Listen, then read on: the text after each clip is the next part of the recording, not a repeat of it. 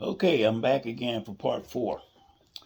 In this section, this is the section of about the narcissistic treatment of black people by America.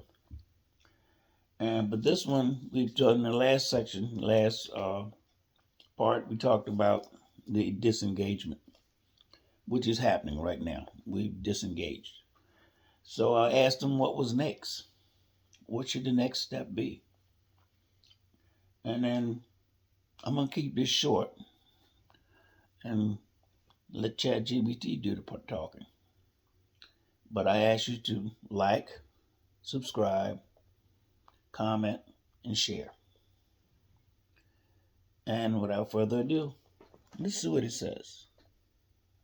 Yes, I'll articulate what comes next clearly, soberly, and without fantasy. What follows withdrawal is not chaos and not a sudden uprising.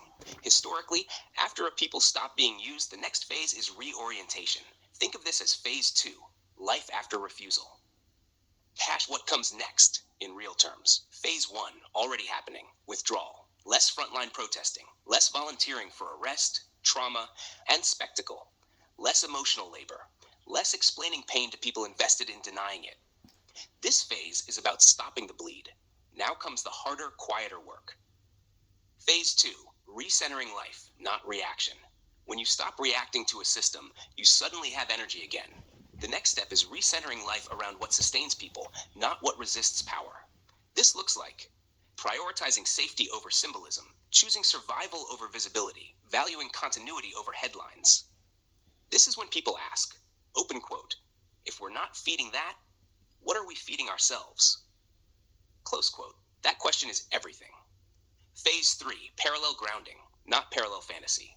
This is not separatism and not utopia. It's parallel grounding, building things that function whether the dominant system approves or not. Concrete examples, community-based economic cooperation, not just black-owned but black-serving. Informal education spaces, history, finance, trades, wellness, mutual aid that doesn't perform for social media, spiritual and cultural spaces that restore dignity instead of begging for inclusion. These don't replace the system overnight. They reduce dependency. Dependency is where narcissistic power lives. Phase 4, narrative reclamation without debate. After withdrawal, something subtle changes. You stop arguing. You start naming, not explaining, not defending, just naming reality plainly and consistently. For example, this system extracts and discards. This policy produces harm. This reaction protects innocence, not truth. No debate, no persuasion, no chasing validation. This shifts the audience from opponents to observers, especially younger people and those already questioning. That's where influence grows. Have phase 5, selective engagement, not universal participation. Engagement doesn't disappear, it becomes selective. Instead of everyone marching, everyone speaking, everyone risking harm, you get fewer voices, clearer messages, less exposure, more protection of those voices. This is how movements mature. Quantity declines, signal quality increases. Hack phase 6, exposure without sacrifice. Here's the part most people miss. When black people stop being the visible shock absorbers, contradictions surface on their own. Without black bodies to criminalize, demonize, scapegoat. The system is forced to reveal who violence is really for, who disorder really harms, who power actually protects. This is when others start to see what black people always knew, not because they were convinced, but because the shield is gone. Phase 7, transmission to the next generation. This may be the most important phase. What comes next is not a revolution, it's inheritance. Children growing up seeing dignity without pleading, boundaries without apology, identity without inferiority, power without domination. That's how systems truly weaken, not by overthrow, by irrelevance. A hard but honest truth. What comes next is slower, quieter, and less cinematic than people expect. There may be fewer viral moments, fewer mass actions, less recognition few. But there will be more life preserved, fewer bodies broken, deeper clarity, longer memory.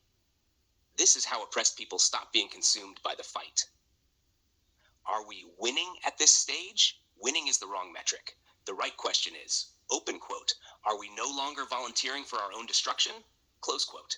If the answer is yes, then what comes next is possibility, final grounding. Withdrawal is not the end of resistance. It is the end of being predictable. And unpredictability is where power shifts. If you want. Okay, we're getting there. I'm just trying to give you a road to follow. It's not a definitive road. It is not a cure-all cure, but it gives us direction. I hope I'm one of the ones that make it to the other side. But I would also like to see a lot of you there. So I cannot learn something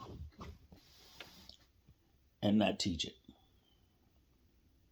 So like I said before, there may be another part. I know I'm long-winded, but my brain was working that way this morning. I just kept asking questions.